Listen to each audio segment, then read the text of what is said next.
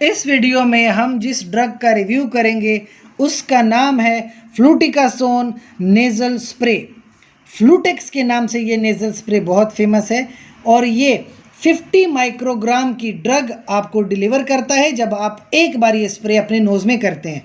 Total spray 100 metre doses ہیں، یعنی 100 بار آپ یہ سپرے کر سکتے ہیں۔ دیٹ مینس کہ 3 مہینوں تک آپ کی یہ ایک سپرے چلتی ہے۔ اب دیکھیں نوز میں آپ نے سپرے کرنی کیوں ہے، سب سے بڑی بات دیکھیں ایک پرابلم ہوتی ہے جس کو ہم کہتے ہیں ایستھما۔ ایستھما کو نارمل زبان میں دمہ کہتے ہیں۔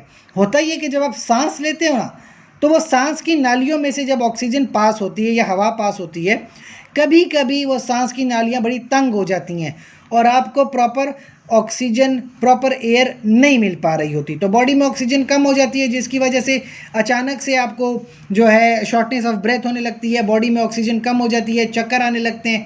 اس طرح کے پرابلم کو ہم کہتے ہیں ایستھما۔ اس کا علاج یہ ہوتا ہے کہ آپ یہ سپرے کریں۔ اسپرے کی وجہ سے جو آپ کی سانس کی نالیاں ہیں وہ بڑی ہو جائیں گی، آپ کو سانس زیادہ آئے گا، باڈی کا آکسیجن بڑھ جائے گا اور آپ کو اگر کوئی چکر آ رہا تھا یا کوئی پرابلم تھی بالکل ختم ہو جائے گی۔ تو ایک بار جو ڈرگ ہے 50 مائکرو گرام آپ کو ملتی ہے، ریکمینڈڈ ڈوزز ہے 100۔ تو یعنی یہ جو سپرے ہے صبح کے ٹائم کر لیں اور اس کے بعد شام کے ٹائم ایک بار کر لیں تو آپ کو ایک دن میں 100 مائکرو گرام ڈرگ مل جاتی ہے۔ یعنی ایک بار سپرے کریں گے 50 مائکرو گرام، دوسری بار کریں گے 50 مائکرو گرام، تو 100 مائکرو گرام ایک دن میں کافی ہوتی ہے آپ کے لیے جو ڈوز ہے۔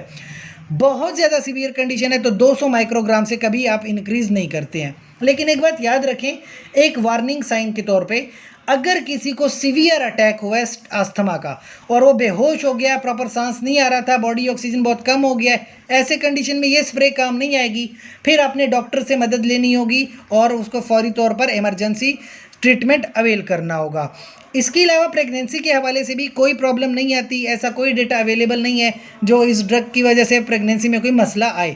پھر بھی اگر آپ کو کوئی کویسچن پوچھنا ہو اس ڈرگ کے حوالے سے یا اس کے استعمال کے حوالے سے، کمنٹ سیکشن میں پوچھئے۔ ساتھ ہی چینل کو لائک کریں، کمنٹ کریں، شیئر کریں، سبسکرائب کریں۔ شکریہ۔